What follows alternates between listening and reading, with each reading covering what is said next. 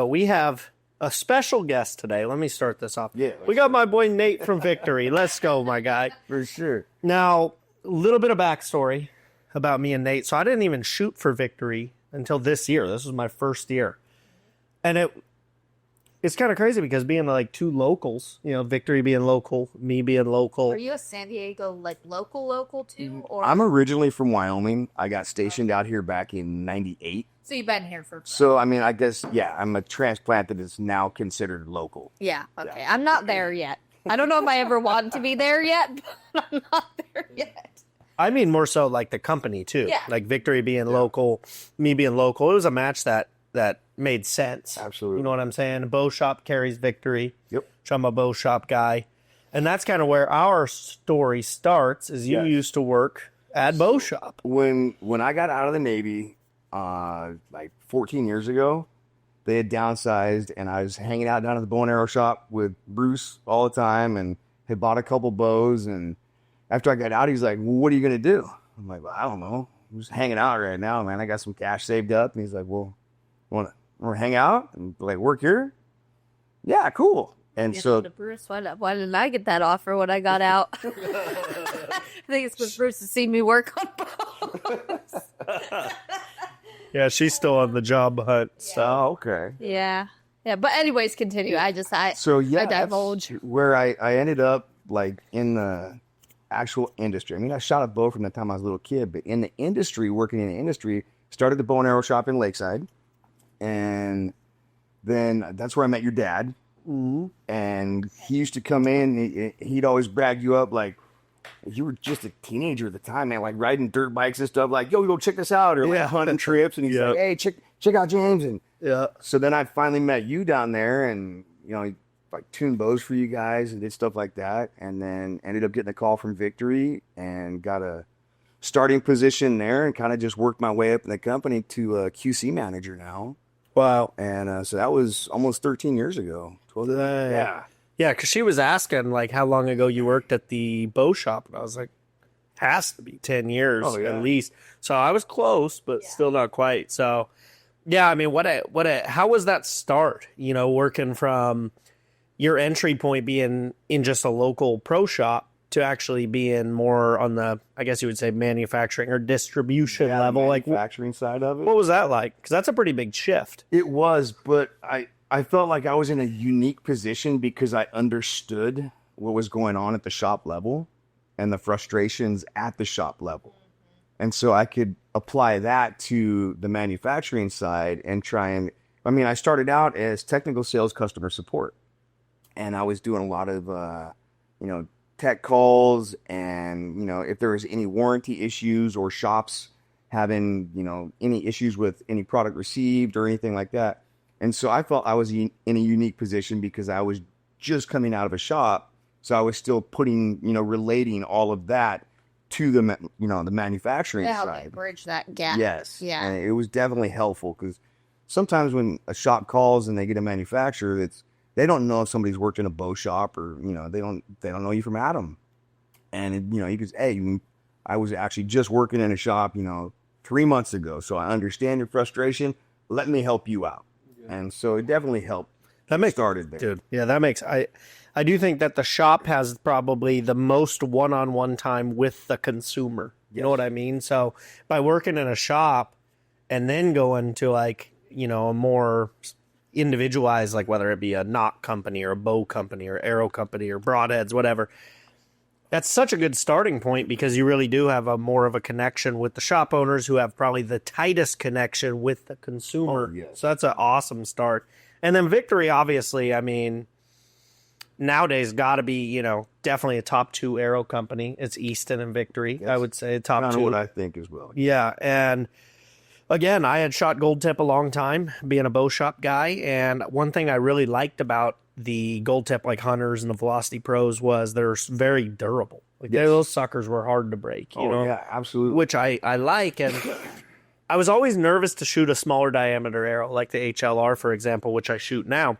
But my biggest concern was always that I was going to shoot them, they were going to be real brittle for some reason. Yeah. And when I switched to the HLR, I really have not had durability issues. Like, they are a durable arrow. I'll shoot them. The weave on the outside of Yeah. that thing just adds to that durability. I mean, that's a huge factor there. Yeah. And I think one of my favorite parts too about Victory arrows, and maybe you can go into this a little bit if it's a patent or how y'all do it, is I think they're the most aesthetic arrows because of the visual weave on the exterior of the arrow, and no other arrow that I'm aware of has that. So how is that a thing that So a lot of people think that that's a graphic, right? Like, oh, well, no, that's just something they put on the outside of the arrow. And once you explain to them how the arrows are made, that weave is part of the carbon, that it is pre-pregged into that arrow, and that's what adds to that durability, allows that arrow to recover faster on shot. Just because, you've got your 90s and your unis, and they could only do so much as far as allowing the reaction to the arrow. But that weave, the way it's orientated, it allows that thing to recover so much faster on shots. So you still have paradox of arrow, but it just recovers faster, which translates to a flatter shooting arrow. Yeah. It's not wasting energy trying to recover downrange. Which is cool because, like I said, not only is it super aesthetic, in my opinion, but it also is functional. So to me, I've had a great time shooting Victory. And I mean, since I've switched, I've really only shot the HLR other than in Africa when you helped set me up with the RIP TKO, which was great as well. Just a little more grain weight there for you. Yeah, exactly. And the outfitter wanted me at like 515 grains. So we ended up getting there. I was like right at 510, 515. It was just what they wanted. I usually shoot about 410, 420. To do that for Africa, my arrow would go like 10 feet. I don't quite know how we'll down the road. We'll figure that one out. But well, luckily I think we're going to get to that today a little bit. It's we're going to look at some new options for you. Yeah, for sure. Small people, small problems equal. They're not small problems to me. Like, no, absolutely not. We're a whole different category of difficulty, I think. Like, it's not hard. It just takes a little more time to combine all the right components to figure out what works best. Yeah. Like, it's just the littlest of things. Because, like, even like we did a shoot this past weekend, and for anything under 20, James could just stick his 20 pin on it and it goes right there because his bow's just going fast enough. For me, I'm still having to gauge, like, okay, I need to still aim like an inch low because I'm going to hit high. And like anything between that 20 and 30 range for him makes like this much of a difference. For me, makes like this much of a difference. So there's just like every little piece I have to take into account for to make sure that I'm getting the most efficiency out of what I'm doing. Because if you don't, I mean, anybody should be doing that, I think. But you could get away with, some things when you got a faster bow and a heavier poundage and whatnot. And me, I'm over here like, I shoot a deer and I should be happy. Like, yeah, I got a deer. And I'm like, man, that's not a lot of penetration.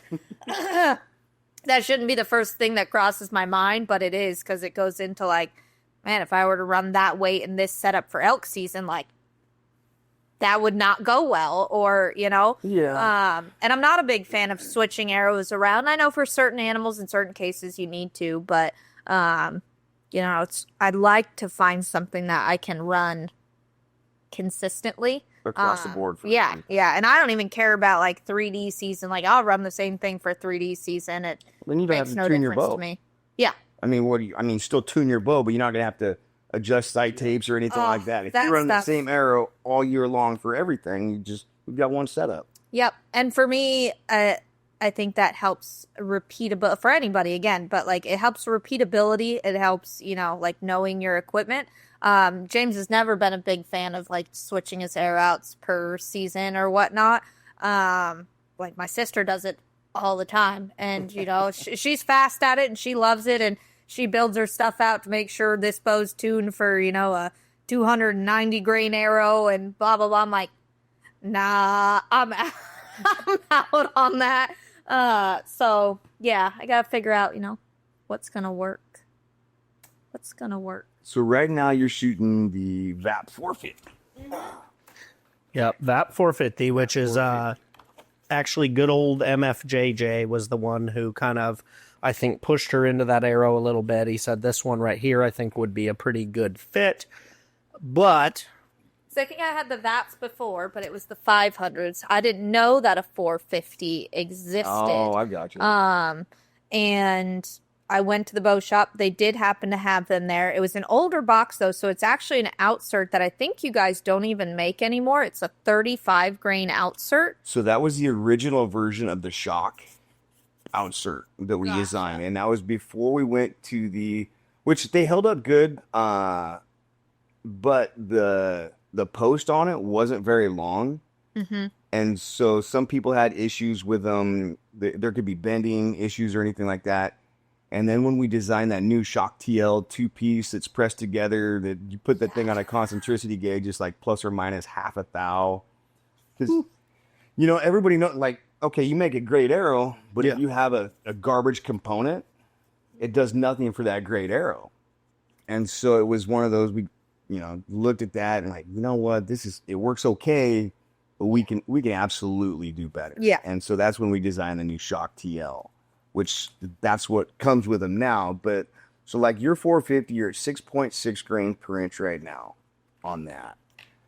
But if you went into let's just say a RIP XV, right, and a 400 spine, which is going to allow you to run a little bit more insert weight. Try not to be scared of that. Right. Yeah. So the 204 diameter would be the same diameter James is shooting, but it's going to allow you to have a lot higher FOC. Mm-hmm. And that's only 5.9 grains per inch at a 400 spine. Okay. So that's an option. Or back to the VAP in a 400 spine, 7.2 grains per inch, run a heavier insert, the Shock TL, 75 or 95, and you're going to get a lot more penetration. You were talking about you were working on wanting some more penetration. Think about the old school guys, recurves, right? They weren't shooting 350 feet per second. They shooting a stick and string, and they weighed up that front of that arrow, and they killed everything. Yep. Yeah. No, it's so true. I mean, even back, when I was like, I don't know, 10 or 12 or whatever, tiny, I was a late bloomer, you know what I mean? So, but like when I would be shooting stuff with my PSE Spider, I shot a bull elk in 2006 with my PSE Spider. I was super small, and I had a pass through on that sucker. And let me tell you that arrow wasn't 600 grains. I can tell you that right now. I don't know what it was, but I had a friggin' muzzy tip with the screw-on little caps that they used to have. Classic Broadhead, by the way. And to your point, I think sometimes people get in the weeds about it a little bit too much, but I think that arrow setup sounds really good for Brianna. I don't know. I don't think it's in the weeds per se, because like legit, if I pass through an animal anytime over this next 12 months, I would actually shit myself. Like, I'd pull you and I would shit myself. Like, make sure you wear your brown pants. Yeah. I'm wearing brown pants, maybe some bimbers on, like nobody will know, but because that has never happened. I mean, like, I've come through and touched the other side, but like, I don't know, other than like maybe a turkey, I've never broken through the other side of an animal. And at 50 pounds, like, you know how many people, is it just my 25-inch midget draw? Like, I don't know if we can say that word, but my short person draw, like, at 50 pounds, it's not like low poundage for the average woman in the world. So why can't I make it through an animal then? So let's try a 6-pack of the VAP 400s with a heavier insert, and a 6-pack of the RIP XVs with the heavier insert. With the heavier insert, I run a 125 grain right now in the front. Okay. Would I still keep that extra 25 grains with the heavier insert, or would I swap to the 100 grain? Try either. I mean, put the heavier insert on, see what it does through paper. Put the 125. See what it indicates through paper, or just, shoot down range and see what the shoot your target and see which way the tail of that arrow is sticking, and then I'm showing weak, so take 25 grains off of that thing, stiffen it back up, or I'm showing stiff, so I need to add a little more weight. Yeah. But you guys, you're like you said, we're local, we've got some options, and let's play. Yeah. I think that's important too, is Yeah, grab a bunch of options, see which ones fly best. Kind of have maybe a target weight you're looking for. You know, on your elk, you had 360 something. That worked pretty well with the, you know, the setup you had. So maybe kind of aim for that same weight range, like 350-ish. Give it a try. Like you said, just kind of mess around and see what you come up with. But what arrow do you shoot? Right now I'm shooting the HLRs. Yeah. But I've got kind of a different setup than you're running. Okay. I brought something. Let me see if I got too much stuff in my pockets here. A lot. Yeah, he does. You got to. Let's see. Yeah. Purse. Where we got here? Okay. So that right there is the insert you're running Yep. with your HLRs. Yep. This right here is a new insert we designed. Okay. Put together, and Oof. So Makes- it's longer it is by a lot. That By a is, centimeter? that is titanium. Oh, shoot. Oh yeah. Everyone's entering the titanium. Oh world. yeah. So now I can run the titanium beast with the titanium Oh, insert. dude, that thing. You know what I'm saying? I mean, I haven't had any problems with this as of yet. Yeah. But that right there, that thing's I mean, it does not bend. Concrete wall, steel plate. Wow. And you know I'm a durability guy. Oh, absolutely. 100%. Well, especially out west because, like, you know, aside from maybe hitting a tree out east, like, if you shank one out here, like, the likelihood is you're hitting a rock. Oh, or you're hitting a rock under the sand that you didn't know was under the sand. And so you think you're safe, you know, like, oh, this looks like soft ground. Turns out there's about 1,000 rocks under your ball. Oh yeah. Oh, a yard sale. Or you're like you do like Bruce and I used to do and go up on Mount Laguna and go shoot ground squirrels all afternoon. Oh, yeah. That's a way to test them. And all of it, you know, it's I mean, you even when you hit one, you're still hitting dirt and rock and Yeah. or 100%. the one that's sitting on the rock and he's like, I bet you $20 you can't hit that. It's Standing 90, up. 90 yards. Yeah. Boom. Yeah. Oh, that sucks. Yeah, you love when you save them. So are those, can you get those inserts right now? Are those out Yeah, yet? they're coming. That's going to be for 26. 26. There you go. So we do have them coming, and they'll be for, I mean, HLR. We're making the three primary sizes for the HLR, the 250 through the 500 on that, Sweet. which fits some of the other stuff. We're going to see how they do, and if they do like we think they're going to do, then we'll expand the sizes to fit the rest of our 204 line. Yeah. Yeah.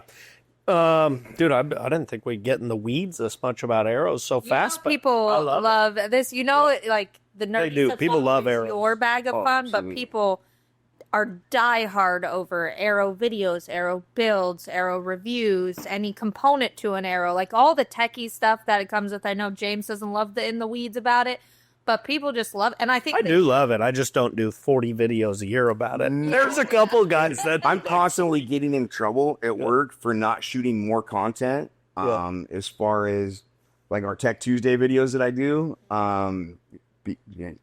This year's been super busy. I haven't really had a chance. I know that a lot of companies were slow this year. Victory was not. I mean, at this point, I can't even remember what my bow looks like. I haven't had a chance to shoot. yeah. So, yeah, it's definitely been busy for us. Well, dude, I mean, the HLR has to be like one of the highest selling arrows in years. Yes. It seems like. Yes. Everyone's shooting it. As fast as we can build them, I mean, we're shipping as fast as we can. That's crazy. I mean, even if it doesn't have all the packaging, you would just put a rubber band around it. We need them. Yeah. Yep. Okay. Isn't that crazy? On the way, dude. Yeah. And it's kind of crazy that like the two big brands, like I said, Easton came out with a very similar, you know, kind of their version of the HLR this year, the 5 mil. What I think it's just called the 5 mil. 5.0 or the 5.0, that's what it is. Easton 5.0. So, and I know that's killing it for Easton too. So it's kind of funny that the two big brands came out with a similar arrow and they're both absolutely moving. Josh has been going through them like nobody's business. So what do you think it is that's making those two arrows in particular so popular? Is it just like a size that people have been really wanting? The What- diameter? Yeah. Because, I mean, it's not micro, it's not standard, it's that right in the middle of the road, and you've got your guys that were, you know, your diehard standard diameter guys are finally catching on like me. to the, Yeah. a little bit smaller, less wind drift, Yeah. a little more penetration. to it, you know. You know, the componentry tapers back to the shaft, so you've got less friction moving through a target. You know, and I mean, just, I think the grain weight, the overall weight of the arrow itself kind of falls in that spot where everybody was like, everything was either too heavy or too light. This is kind of the sweet spot. Yeah. No, I'm like I said, I've been loving it. It's been performing super well for me, and I like the Rip TKO as well. I mean, that arrow was very durable, and I was blowing through stuff in Africa a lot with that arrow. Did you happen to see my Impala skull shot? Dude, that was wild. Is that not crazy? Yeah. So here's the crazy part about that clip is when I edit it and I go frame by frame, my arrow actually would have connected perfect right in the front of the chest, but he ducked and turned just enough to catch that skull. And the arrow and the broadhead were just fine, ready to go again. Yeah. I mean, the arrow was fine. Broadhead, the tip was bent just slightly. Obviously, the blades were dulled, but it shut back up, ready to go. And I'm like, that's what I look for. Like hitting something so hard. You can't hit something harder than a skull hardly. No. And it was still like you did not go through the eye socket. Like you went through the skull. Thickest part of the skull. Yeah. So I mean that was, I was so impressed. And you actually you gave me another version too that I didn't end up using. I think it was the Rip SS maybe. Yeah, So what's the deal with those? So the Rip SS is similar to the Rip TKO, but it's got our stainless steel mesh. Oh. Impregnated with the carbon, and so it gets you into a hybrid arrow. So a lot of people like a hybrid arrow, the carbon metal fusion, and so the Rip SS is a hybrid arrow that does not take a set. So say you take another manufacturer's hybrid arrow, and you flex that thing and you hold that for 10, 20, 30 seconds. And you let it go and put it on a spinner, it's going to go whop, whop, Oh, it'll bend. whop, right? Yeah. Take ours, flex it, hold it, put it on there. Really? Yeah, it's just the way that the mesh is designed and the way it's laid up with the carbon. It's not going to take that set. It's going to flex and recover. Got it. And so you don't have to worry about. It blows my mind, like the engineer that's in the background. Like we'll go out and you talk about them, and we talk about them on the internet and whatnot, but like we're just talking about it. We're not the person who like had this idea in their brain and then was able to actually put it to paper and then put it to product. Like that person's a genius. In my eyes, like I don't understand how they figure this stuff out. Just scientists. I don't know.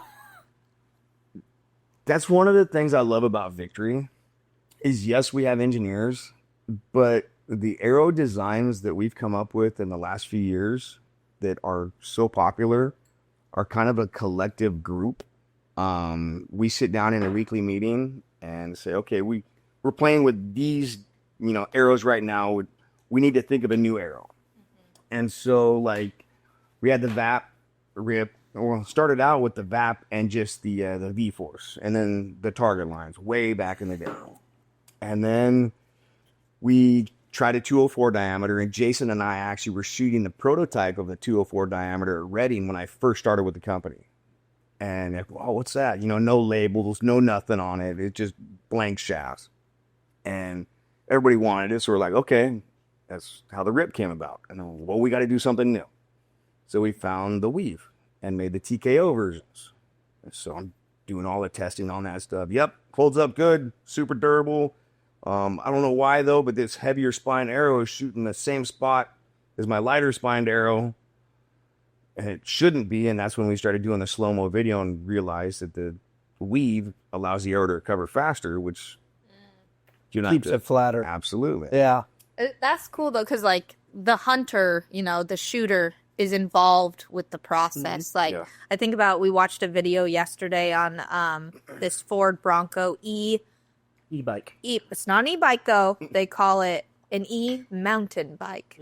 And all the mountain bikers got up in arms about this thing, and this dude is testing it. And he's a proficient mountain biker, and he's like, essentially you could tell that this thing is just made for like the Ford Bronco owner who wants a cute bike on the back of his vehicle. Like somebody who rides mountain bikes did not actually create this mountain bike. Like the seat is non-adjustable. The torque, it does not work like torque should work. Like just all the stuff about the bike does not actually scream, this helps a mountain biker in any way, shape, or form, and was not built by a mountain biker. But yet they call it an e-mountain bike.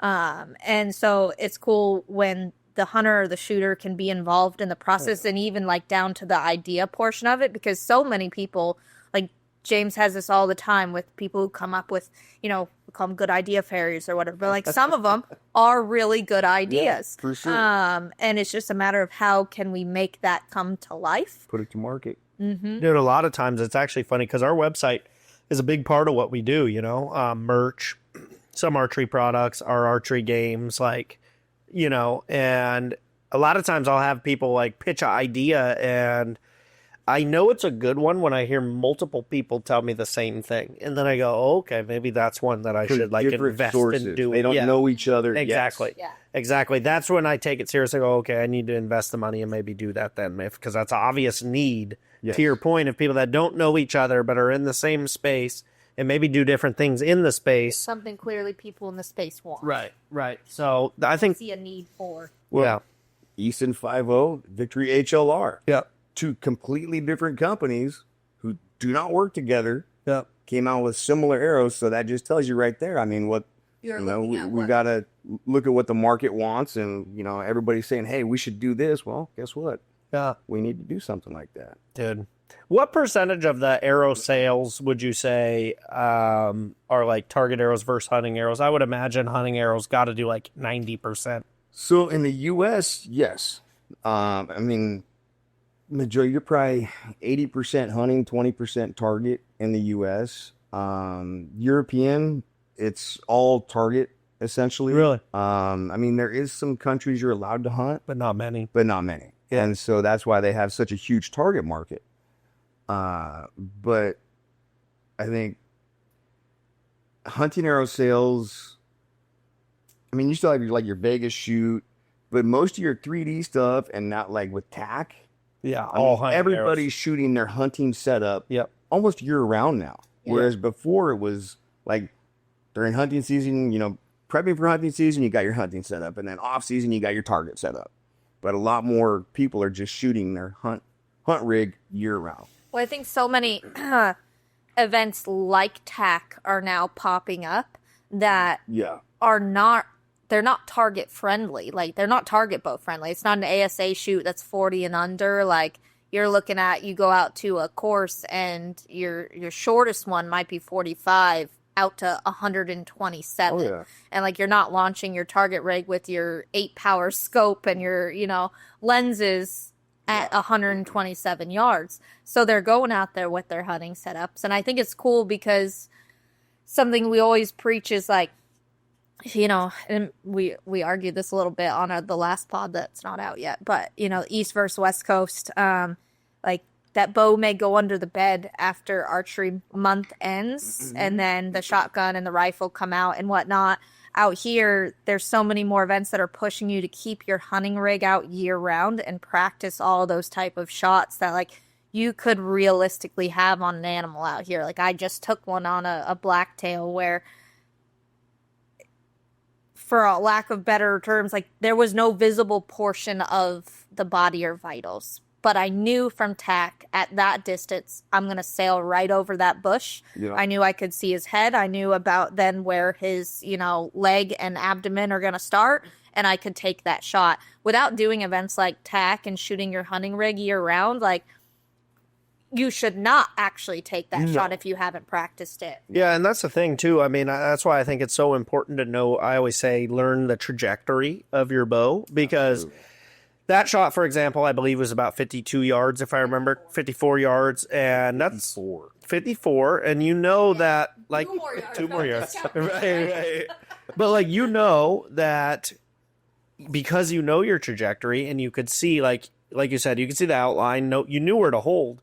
But you also knew that your arrow was going to perfectly arc into where it needed to be because you knew your trajectory. So to me, that's always super important because a big one. Got a rainbow. Well, in my archery hunting life, I mean, I've shot a lot of stuff where I couldn't clearly see behind the Whereas shoulder. I have not. Yeah. Like, that was the first true shot I've launched at an animal that was not completely visible. Yeah, and which is good, but when you're out there spotting stalking, imagine how many more options you can give yourself if you do know your trajectory.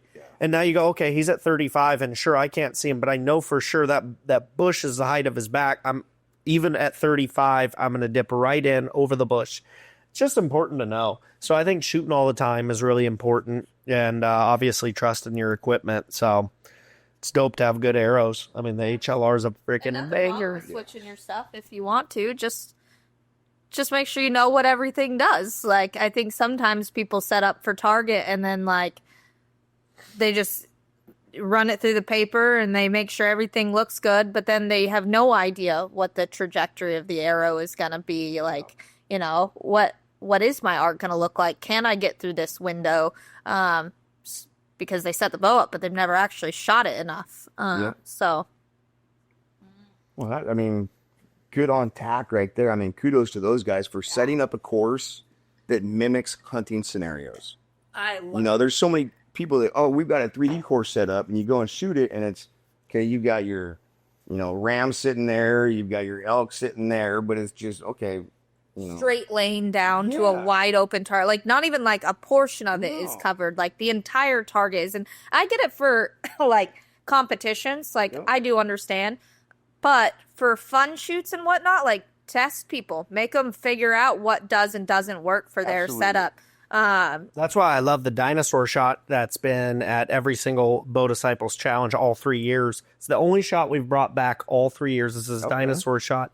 And it really makes you learn your trajectory. The tree you got to shoot under, I mean, bro, there's got to be 100 arrows in that sucker. And every year I can go up, Brianna can go up, a small person, anyone can hit it. Yeah. But you got to just think about trajectory. And a lot of people don't. They step up, smoke the tree. And that's why, like, even our shoot is so cool because it like, we do mix in a ton of stuff that's going to make you learn trajectory. Also push your limits, make you shoot far through a small hole, down or up a steep angle. And yeah, sure, you're not going to shoot 115 yards hunting, but if you can shoot 115 yards, now you go, okay, now, I feel a lot more comfortable at 60. You have to take a secondary shot. Or a secondary shot. Absolutely. Yes. Yeah. And I always say that's something you should be ready to do. Like, if I were to shoot a deer at 45 yards, he'd run out to 120. Yep. Why wouldn't you try to get a follow-up there? If you're proficient at that range, there is no reason you should not take that shot. No, because more damage, my dad always taught me that as a kid. He said, dude, I don't care if you pinwheel them perfect. If you have a chance to shoot them again, shoot them again. That's what I was going to say, is you're, like, watching James over to, this was the third year I've hunted Arizona, and over the first 2 years, like, I wouldn't go on. I go on the stalks with him now, and I film for him. The first couple of years, I would just stay in glass. I think mostly he was just like, you learn. I don't want to mess this up.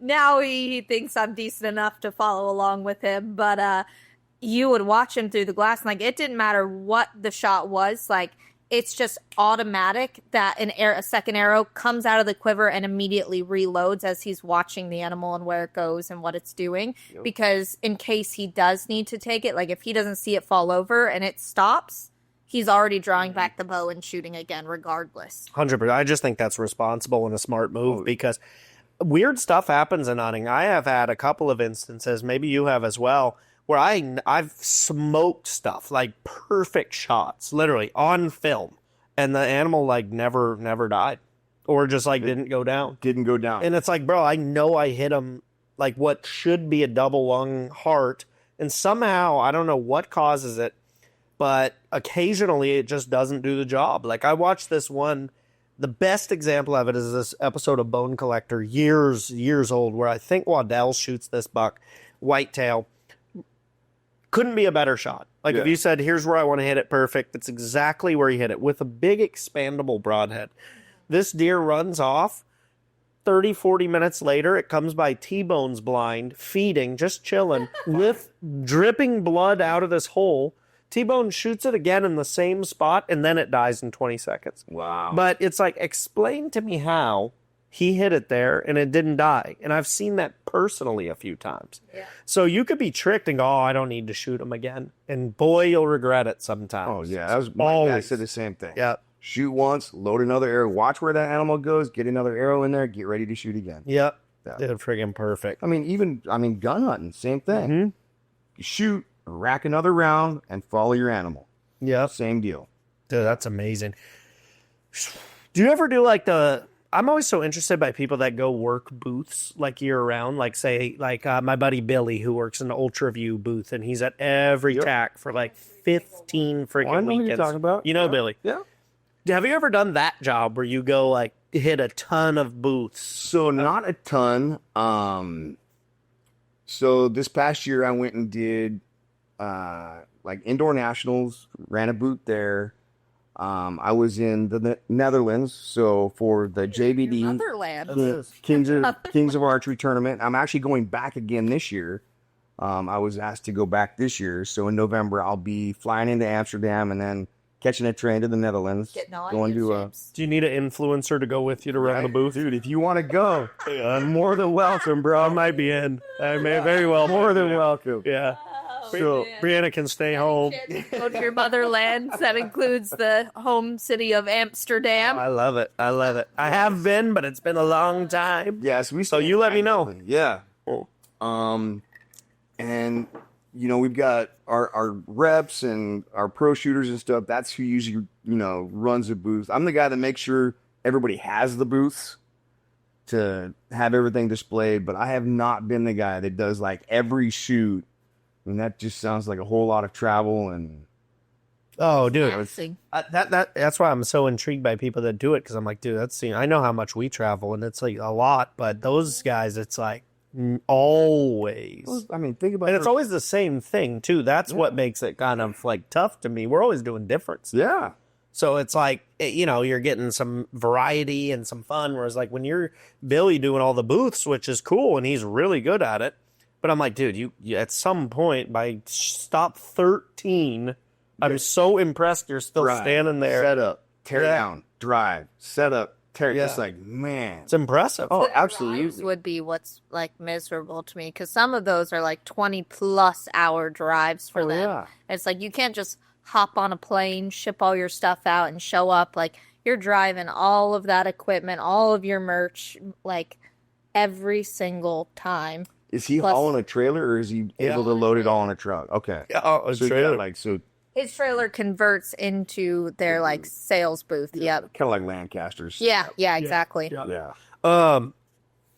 Yeah, anyway, I always thought that was crazy. But this is, I am curious about this. I don't know if you could really talk about it, but maybe you can. Victory's owned by Mitsubishi, is that correct? We are. So what's like the pros and cons of being owned by such a massive company? It is a big company, absolutely. Yeah. And most of all of our aero competitors are customers of Mitsubishi. Okay. And so the amount of carbon that Mitsubishi sells is so extravagant. They sell so much carbon. Yeah. The cool thing about our position there, though, is we get to play and come up with different carbon resin contents and play. Okay, you know what? I kind of like this material, but let's add some more of this or less of this and come up with, unique recipes of carbon. And that's what allows us to come out with the arrows that we do, is because we are owned by Mitsubishi. We're vertically integrated in that we control our carbon from, the fiber to the pre-preg to the roll to how the arrows, everything, start to finish. That's cool. And so, whereas other companies, they can call up and say, hey, I need to order carbon. I need something close to this. And they say, okay, yeah, we got this, this, and this. Take your pick. Yeah. So not we get to play. Experimenting. Yes. Yeah. So basically, it's kind of the best of both worlds, because you guys probably have the budget and the capabilities to get these, sort of proprietary, Yeah. tough word, builds and molds and makeups of a product but also the freedom that it sounds like you have with the company. They're not like making sure you don't do the XYZ. They're like, oh, kind of go do it, So Yeah. I imagine you're able to build stuff and test stuff at the very least that maybe would be harder for some of the like competitor brands, which I think's dope. And we're kind of, we've always been known as a carbon arrow experts, but we're kind of looking at some other, looking at kayak tubes. We're in that market as well. Climbing sticks, building some climbing sticks for some companies, and stabilizer tubes. And, we've got anything that's a tube and is made of carbon, we can build it. That's sick. Yeah. That's awesome. Wow. Now I'm going to go back to my arrow build for a second. We should go back to your arrow build for a second. Yeah. Now, okay. I actually think this iced coffee is quite good. On a side note, I really like it. Okay. Interesting. I might do another cup. I'm going to be wired, but... Just work through that, because I'm trying to do you not like it, to really? Get to Here, another you bring up your point. I'm going to get a little refill. Okay, you do that. So I have always shot fixed blades. Okay. Last year, I ventured into the world of expandables. You put a beast on the front of that thing? Yeah, and I think, and no, this is not to the beast. This is just, I don't think I did enough testing before heading out. And I, on top of that, jinxed myself, said I had never injured an animal, because James was having a rough year the year before that. Set myself down a mental turmoil over the last year and switched back to a fixed. At what point in your arrow expertise can a person be using a fix or an expandable? An expandable? Because I'm still, we're going to do, there's a broadhead test next week. We're waiting for some ballistics to come in. Stuff is not cheap. I'm very interested to see how it performs. We're only doing it with my setup because this is like, for a small person, what should you be shooting? I don't personally think that I should or could shoot an expandable. You're kind of right at that precipice, like that 50 to 55, right in there is kind of cut on contact at the lower poundage is, obviously it's going to inflict more damage immediately. Whereas, the lower poundage, it takes a lot of energy sometimes to open up those blades. That's what my concern you is. Hit bone while you're doing that. Whereas, somebody has a higher poundage bow. If they hit bone, that arrow's going to deflect a lot faster and still allow those blades to open. But getting into a higher FOC, you guys getting ballistics gel? Mm-hmm. It's all going to be her too, so it's going to be a broadhead test, but only. Well, you don't like my Brad from home. It's my Brad from Home Improvement part. A hair point. No, Then I'm just let a professional at least style, cut some layers in and whatnot. I love the mullet. I think it's looking prime time, to be honest with you, but that just needs a little. But anyway, so she's OP. So Brianna is. It's going to be a broadhead arrow test, mostly broadhead, that is only for small poundage, small draw. So I think that's pretty interesting because there's plenty of ballistic gel broadhead tests that you can go watch, but not too many that I've seen or come across that are specific. A billion views because I am that minority of shooters out there, which is fine. But I think those people should still be able to see those have information that they can call upon. Absolutely. No, I agree. I think it's great that you're doing that because, like you just said, small percentage, there's not a lot of people putting out content for that lighter poundage, short arrow. Everybody's like, okay, we're shooting at 70 pounds, 30 inches, or, 65 pounds and 28 inches.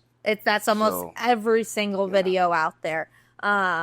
We've even contemplated in a year doing the bow reviews, but doing them at his and doing them at mine because every bow review comes out and they compare the numbers that the bow company says to setting up essentially the same setup, which is a 70-pound, like 29-inch draw every single time. Yeah. And it's like, I get that's the majority of people out there, I suppose, but like, what about the rest of us short humans in the world? So you think somewhere between like that 50-55 precipice and poundage. Because that is it's nothing to the piece of equipment itself, any expandable, whether it's Beast, Rage, whatever it is. For that penetration purpose, I worry about the energy I immediately lose upon that entrance and expansion of the blade. Whereas a fix, like the science just makes sense. Like there's nothing changing the energy other than the entrance itself. After that, it just keeps going at that speed and, slows down over time. Whereas I think a lot of energy is lost in that expansion. And then you add the penetration on top of it. Then add if you hit a bone, like it just seems too many variables in the kitchen for me to think that at even a semi-low poundage, they're okay to shoot. Well, it depends. I mean, look at the length of the blades and stuff too. It plays a factor. So if you have an expandable with the shorter blades, it doesn't take quite as much energy to fully expand that. But if you have an expandable that's got long blades, it takes more energy. Yeah. But you get into a fixed blade cut on contact. One I played with recently was the Iron Will. That's popular one out there. I really like that. It shot great. Annihilator, they're the old school, like makes a shotgun slug hole. Those are fun to shoot as well. But yeah, I mean, there's some great options, and when you guys are doing the ballistic stuff, if you need any help or anything like that, I mean, I've got like 3 blocks sitting at the warehouse right now that wish I'd known that before I went to Amazon. What I was gonna say. That stuff, tell you what, is not cheap for the amount you get, and they come in small. Either you got to make it yourself, or they come in fairly small blocks. Like I ordered 2 just to be safe. If you guys, when you're done, I've got the cooker, I've got the mold. So once you're done shooting it, if you want to remold it, just bring it up to the office, and we'll throw it in the cooker, and then just pour it in the mold and reuse it. Yeah, and we could do that tomorrow when we go up, because we're going to be filming some content for the Victory YouTube channel and Facebook. Is that where you put it? Facebook, YouTube? So it's our Instagram, Facebook. Okay. Yeah. Cool. Yeah. No, we're not done with my arrow. We have to. We're still with the arrow as well. Okay, go ahead. Mm-hmm. Yeah. Oh, I didn't know if you had more to say. No, I was going to switch topics, but go ahead. No. I'm really focused on these arrows here. So you feel safe if I went to a 400 spine. Okay, that makes me feel better because I have never contemplated that a single time. Like going to 450 gave me somewhat of a heart attack. Now the back end. You guys they can either come plain shaft or they come fletched. Yep. The fletch right now, the vein that comes on them, is it a boning or boning like? So it's an HP style blazer like vein. Yeah, it's HP style. But the vein I'm really liking right now is the AAE Hybrid 2.6. Okay. And there was actually, I can't remember where it was. Somebody did some testing on just arrows, right? Not like one company over another, and breaking out veins and everything. And that Hybrid 2.6 was one of the higher rated things on the market right now. Phenomenal as far as decibels. It's not very loud. You don't need primer or anything. You just throw some glue on that thing, stick it on there, and I really like the guidance and how well that vein performs. No, the AAE did a great job when they made that vein. What's your feeling on wraps on arrows? So I love asking every time we have a pod now, if someone's involved in arrows or hunting, I'm gonna ask them this question. I mean, they can definitely make the back of your arrow look pretty. I don't think that adding the weight of a wrap is worth it. That's just my opinion. I like it. Everybody's answers, You know, it's one way or the other. I build a lot of arrows for a lot of people in the industry, and you know, a lot of people, they want wraps on their arrows, which when it comes to refletching and stuff like that, I mean, wraps do kind of make it easy. But the more stuff you add, the more stuff can go wrong. Yeah. If you have a bad batch of wraps, adhesive fails, you know, something like that. Or for me, I fletch to carbon, and when I'm ready to refletch, I'll cut off the main part of the vein, pull the knock out, and set that thing in acetone. And it just eats away everything, doesn't hurt the arrow at all. And I mean, you got to be careful when you do it so it doesn't go up into the ice coating, because the acetone will start to eat the ice coating. What is the ice coating? Is that the thing that the super coating shiny. that keeps the like labeling and everything? Well, no, on it's our nano ceramic coating that we put on every arrow. Oh, okay. And so Fancy it's words. right. Got that word of the day: toilet paper. I'm doing good. Okay. So it's a nano ceramic coating that goes on our arrows and allows that arrow to pull a lot easier out of the target. If you ever notice, Does that stop at a certain point? The last like 6 to 8 inches, depending on what arrow it is. For me, that's 2/3 of my arrows. They're pretty close to cross-pulled arrows at this point. Okay, so let's go even further back to the knock. Feelings on lit nocks versus standard nocks on If you arrows. are going to shoot lighted nocks, make sure that you have enough lighted nocks that you can practice all year long, and you're not changing the knock right before hunting season. So don't do it before I leave in 2 weeks. No, I mean, if you do, make sure that you've got some, you know, practice, I really made sure. Practice lighted nocks that are dead already that you can just shoot on your regular arrows so it matches the exact same grain weight. A lot of people, you know, they shoot their standard knock and then they go, oh, I'm going to shoot lighted nocks. Not I did that last realizing year. that it Bad can decision. change the flight of that arrow, because you're, you know, going from 6 or 8 grains to 26 grains at the back of that arrow shaft. Yeah. Now there are some really I've done a little tiny bit of research. There are some pretty light ones out there now, but the ones I ran last year for like one hunt, they were a lot heavier, and I didn't weigh them by themselves, but when I shot finally into a bag and checked, like I was going from, you know, in the bag to just barely missing. We were talking like 9 inches in drop. Wow. From and that was shooting, granted we were at like 40 or 50 yards, so you know, my arrow's already, you know, dropping speed, and then I add that extra weight to the back, it was dropping speed like nobody's business. And so it was like at one point I missed, the one point I like just scraping the bottom of the bag.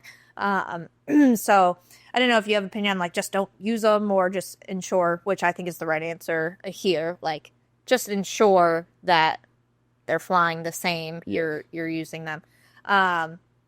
I always just tease people about the wraps thing, because Westerners like James like, don't ever put a wrap on an arrow.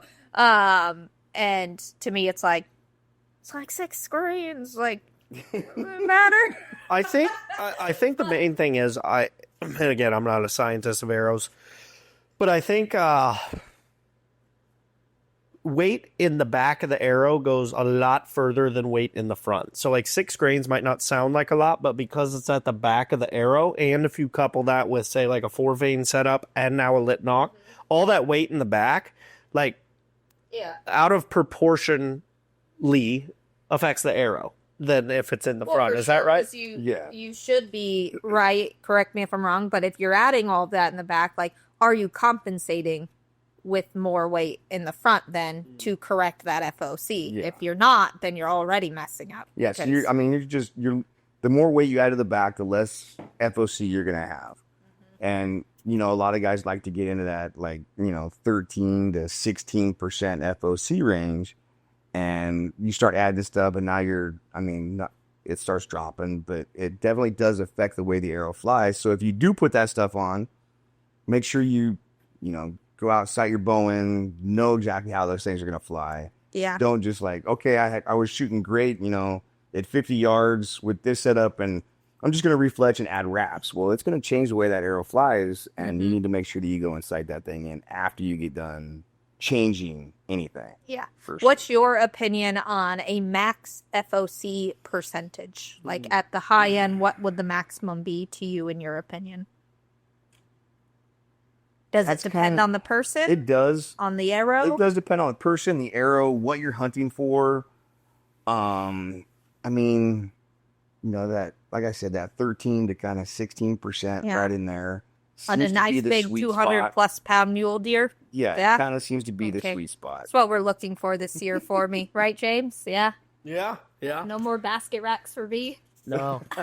Feet dinners only, baby. Yeah, I've shot enough fork and horns now. You know, even out east, like I have one nice deer, and it's at my sister's house mounted because I haven't shipped it out here.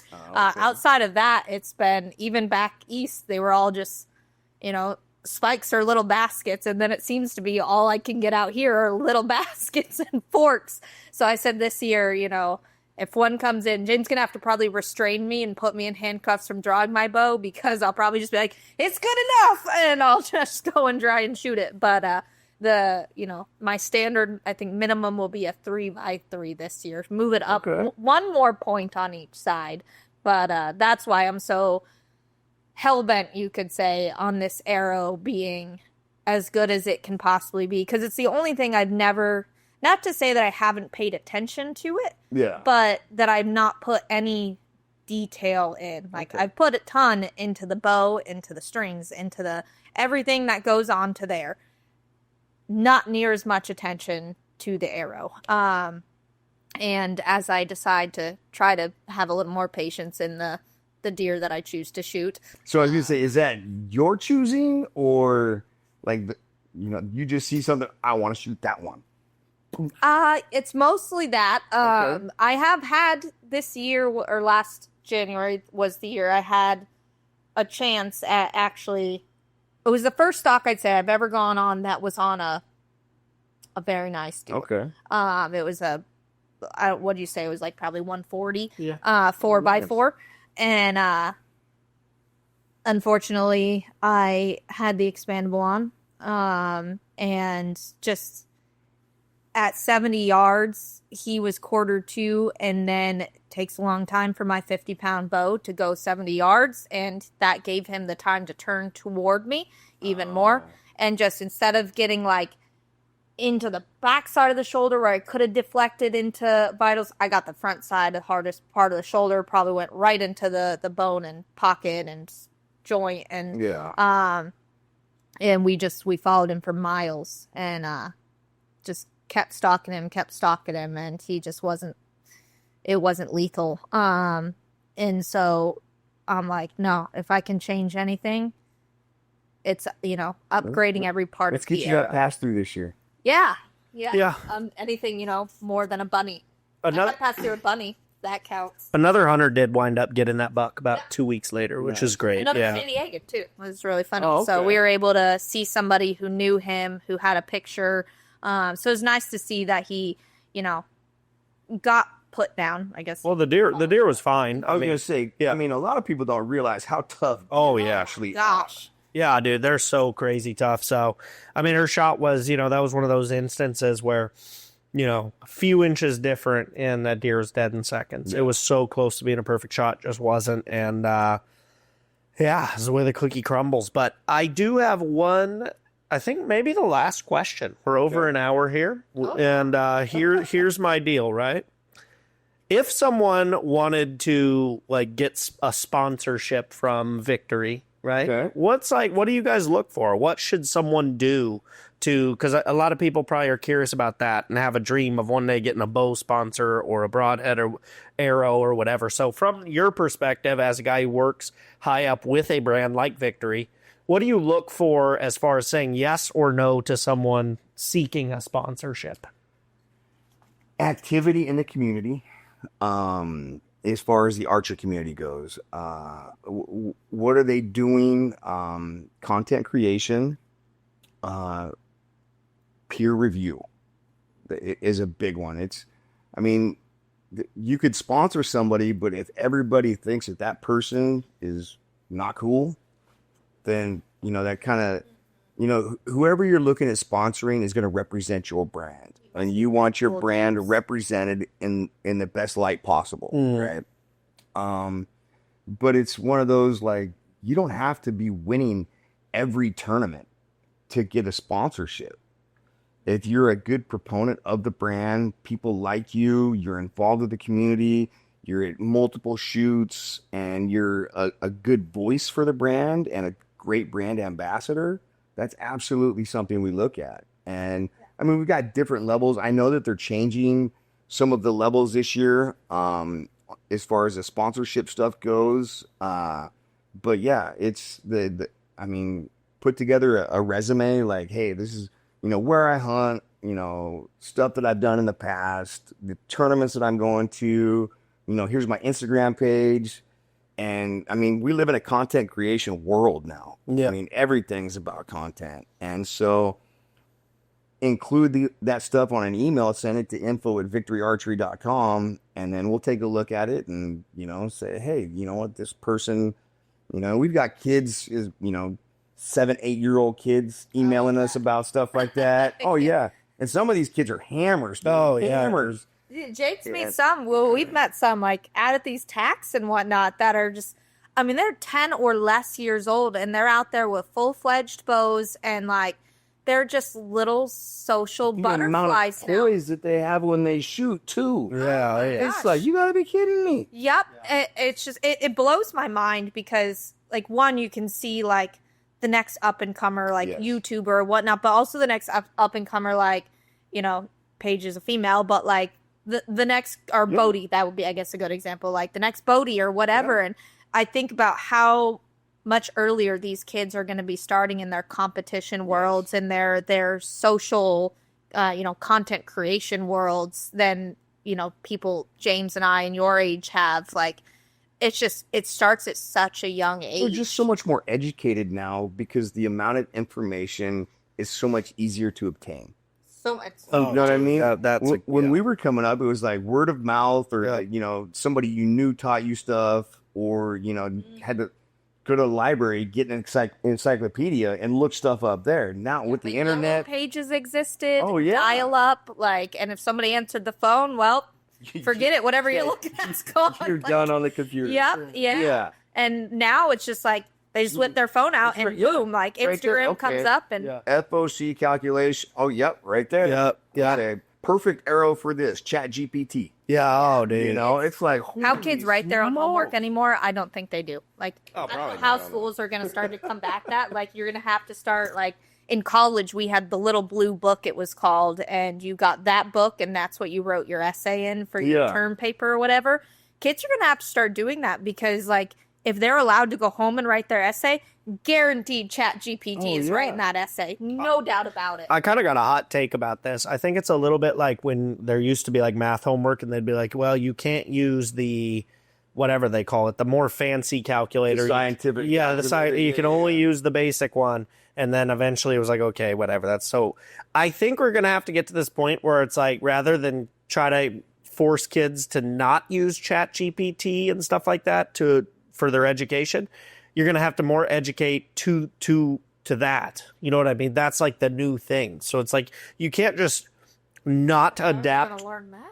Doesn't matter. I mean, like it used to my be, point is you like, just had to show your work. my point is like, what's the point of learning the math in the traditional sense that we did when you don't have to do that anymore? So it's like, you almost, education, I think, has such a random tangent, but I think it has to change with technology, because what's the point of learning things the exact same you did in 1950 when there's so many more tools in 2025? Wouldn't it make more sense to educate to those tools, essentially? Like, you know what I mean? How you pull up Chat GPT. I guess. I don't know how it works. Look, I'm not a doctor or an educator, but I do think it's kind of goofy to be like, well, we need kids to learn cursive and write on these pages and do math without tools. Like, that seems goofy to me, too. Well, I think it'll just become, it really is a random tangent, but like, right?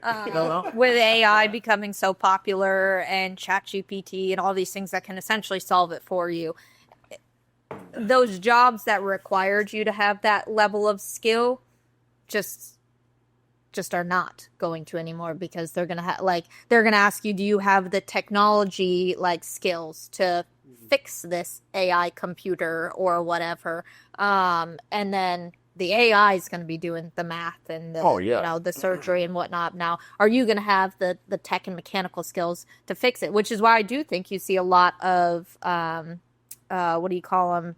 Trade jobs popping back up and becoming more important, which I think is fantastic, because we got in a little period, I think, of time. I was in that portion where college was the big push. Are you going to college? Are you going to university? Nope, military. Yeah. I wish I had done it right out the bat. Right? Did you say right out the bat? Right off the bat. I watch sports. But anyway, dude. Yeah. Freaking killer time, Nate. Thank you, bro. Appreciate you, man. And Thanks we'll for see having you. me. Congratulations. We'll see you tomorrow, bro. Yes. Can't wait. Finish specking out that arrow. Yeah, we're going to do some arrow stuff. We're going to have additional content, probably a video from the factory on our main channel, plus on Victory's socials. From the headquarters. Factory. Just the headquarters office. We will be Mexico going. is another trip. Yes, with that. Brianna will stay home for that one. I'll bring a different filmer. You know what I mean? So, but appreciate you coming, dude. It's been a lot of Thank you for fun. having me, for sure. And I'm excited for tomorrow. So check out victoryarchery.com for all the good, best arrows there are, and the HLR, tried and true now, baby. Right. So go get them, and the new titanium inserts coming soon. So thanks, bro. We'll see you tomorrow. Thanks, brother.